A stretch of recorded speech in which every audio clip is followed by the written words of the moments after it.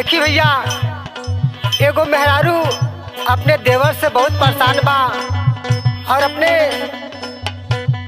पति के फोन करके अपने देवर के शिकायत करत ह कि राजा गौना करा के तो चल गईला, बागो में हाँ देवर का हमरे साथे लीला करत ह और कहत ले कि का कहत ह। सुनी गाना के। राजा गौना करा के तू चल गईला,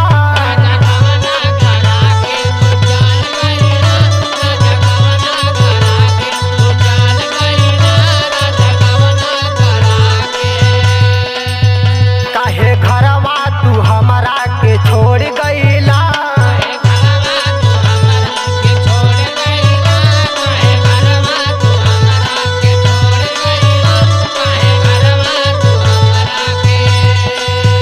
राजा गवना करा के तू चल गईला, काहे घरवा तू हमरा के छोड़ गईला। हम चढ़ल जवनिया लाशा भइल, हम चढ़ल जवनिया लाशा भइल, देखा उठवा के लाली देवर चाटे गइल,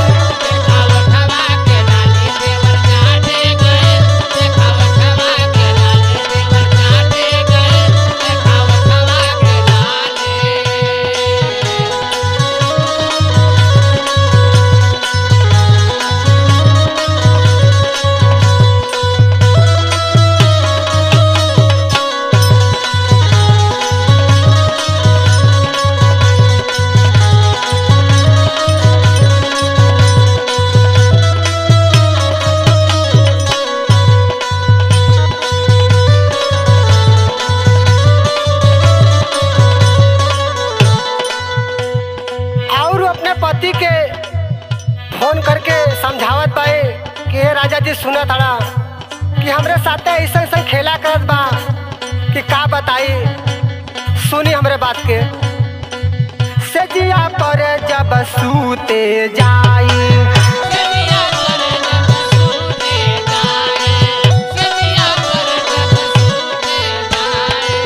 हमरा के देले बजगाई,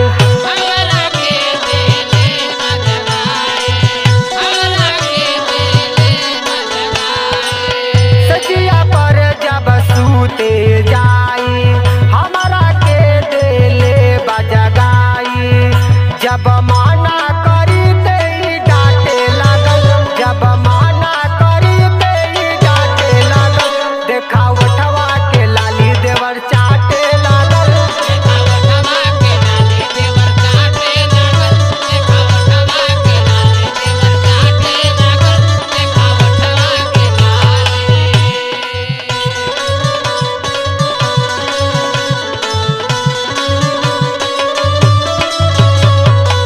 अरे भैया बात सुन भैया।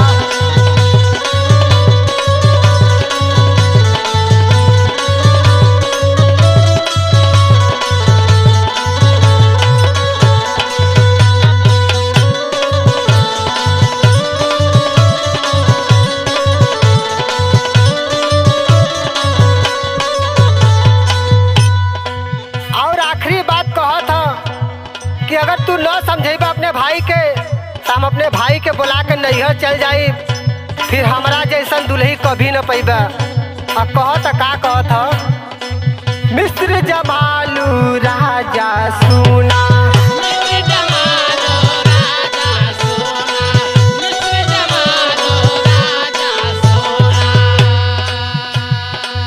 मनीष देवर के समझादा,